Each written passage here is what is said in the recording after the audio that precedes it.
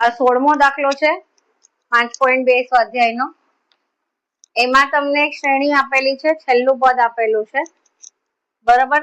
પણ એ કેટલામું પદ છે નથી આપ્યું. 3, 8, 13 અને છેલ્લું પદ છે 253. પણ એ કેટલામું છે એ કીધું નથી. અને પછી આપણને કીધું છે કે છેલ્લેથી 20મું પદ શોધો. તો જો આમાં તમારે n ની કિંમત ન શોધવી હોય ને તો તમે ઊંધું લખો. મતલબ આ જેમ 3, 8, 13 છે એમ આપણે અહીંયાથી ચાલુ કરીએ. આમાં 5 નંબર વધતા જાય છે, તો આમાં 5 નંબર ઘટતા જશે. તો તમે એવી રીતે કરીને પણ ગોતી શકો છો, બરાબર. કારણ કે પહેલેથી ગોતવા માટે તમારે જોવું પડશે આ કેટલામું પદ છે, પછી એમાંથી રિવર્સ આવવું પડશે, ઈ આગળથી કેટલામું પદ છે એ ગોતવું પડશે. એના કરતા બેટર છે કે આપણે છેલ્લા પદને પહેલું પદ બનાવી દઈએ અને રિવર્સમાં જઈએ. એટલે આપણું એ આવી જશે 253 અને ડી આવી જશે -5. કારણ કે અહીંયા જો આ +5 છે, તો આ 5 વધતા જાય છે, તો આપણે ઊંધા જશું તો 5 ઘટતા જશે. એટલે ડી આપણે લેવું પડશે -5. હવે આપણે A20 ગોતવાનું છે. સિમ્પલ થઈ ગયું. A + n - 1D તો 253 પ્લસ 20 માંથી 1 જાય તો 19 ગુણ્યા -5 તો 253. આ માઇનસમાં છે એટલે 95. તો 13 માંથી 5 જાય તો 8, 4 માંથી 14 માંથી 9 જાય તો 5 અને આ 158. હવે જો ચેક કરી લો 158 સાચો છે કે નહીં. સોરી, આ 17મા દાખલાની રકમ લખાઈ ગઈ હતી એટલે 17મો દાખલો છે. 16મો દાખલો સ્કીપ થઈ ગયો છે, તો હવે હું 16મો કન્ટિન્યુ કરું છું, બરાબર. એટલે આને આપણે 17 રાખી દઈએ અને આનો જવાબ સાચો છે, બરાબર. આ 17મો દાખલો છે. આ શ્રેણી આપેલી, કેટલા નંબર્સ છે નહોતું આપ્યું, છેલ્લેથી 20મું પદ શોધવાનું હતું. એટલે આપણે શ્રેણીને ઊંધી કરી નાખી.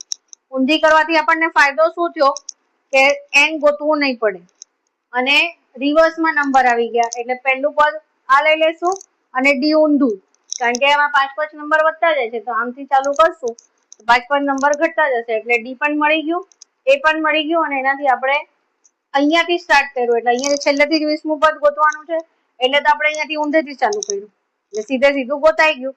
હવે હું 16મો દાખલો કરું છું, બરાબર.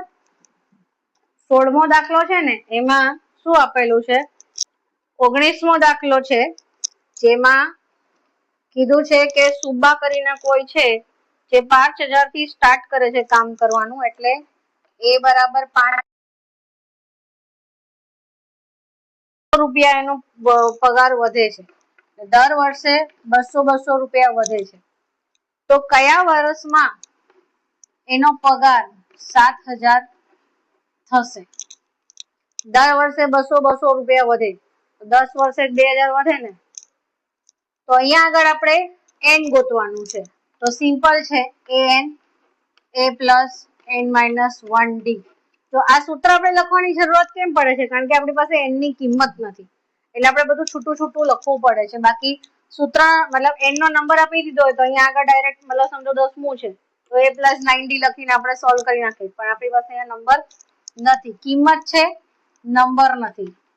5000 વત્તા n - 1 ગુણ્યા 200 તો 7000 - 5000 = n - 1 અને 200. 2000 ભાગ્યા 200 n - 1 સિમ્પલ 10 આવશે. 10 = n - 1 તો 10 વત્તા 1 બરાબર n, n બરાબર 11. 11મા વર્ષે, કારણ કે 10 વર્ષ સુધી 200 વધશે, એટલે 11મું વર્ષ જયારે ચાલુ થશે ત્યારે એનો પગાર 7000 રૂપિયા થશે. ઓકે, આનો 19મો દાખલો. 20મો છે ને એ બી ઓલમોસ્ટ એવો જ છે કે એમાં ઓલામાં સુબ્બા હતું, આમાં રામકલી છે કે 5 ની બચત કરે છે પહેલા અઠવાડિયે. એટલે એ બરાબર 5 રૂપિયા અને પછી દર અઠવાડિયે 1.75 નો વધારો કરે છે. એટલે ડી બરાબર 1.75 નો વધારો કરે છે, 1.75 નો.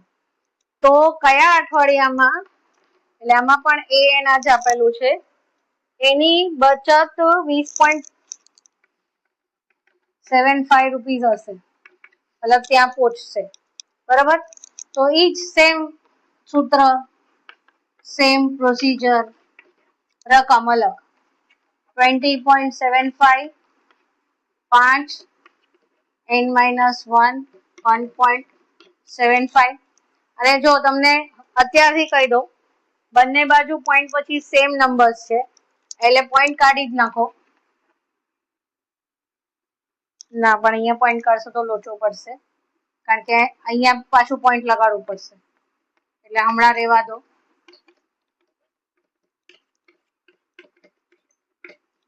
આ બાદબાકી થઈ જાય ને પછી કાઢી નાખશું આપણે, કારણ કે અગર તમે આ પોઈન્ટ કાઢી નાખશો ને અહીંયા 5 ને 5 રહેવા દેશો ને, કારણ કે અહીંયા આગળ આપણે પોઈન્ટ કાઢી નાખીએ ને તો અહીંયા 500 કરવા પડે, એટલે બંને બાજુ 100 વડે ઉમેરતા એવું લખવું પડે, તો અહીંયા 5 ના 500 થઈ જાય.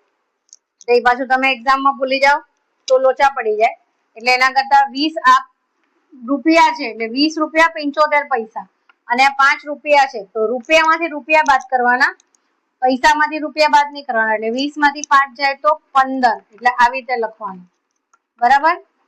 n-1 1.75. હવે અહીંયા તમે ઉડાડી શકો છો, 1575 છેદમાં